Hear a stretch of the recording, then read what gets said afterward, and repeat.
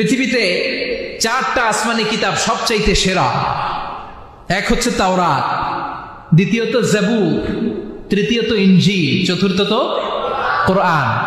তাওরাত আল্লাহ নাজিল করেছেন সাইয়েদনা মুসা আলাইহিস সালামের উপর, জাবুর নাজিল করেছেন দাউদ আলাইহিস সালামের উপর, ইনজিল নাজিল করেছেন ঈসা আলাইহিস সালামের উপর, আর বিশ্বনবীর উপর নাজিল করেছেন কোরআন। ঠিক কিনা?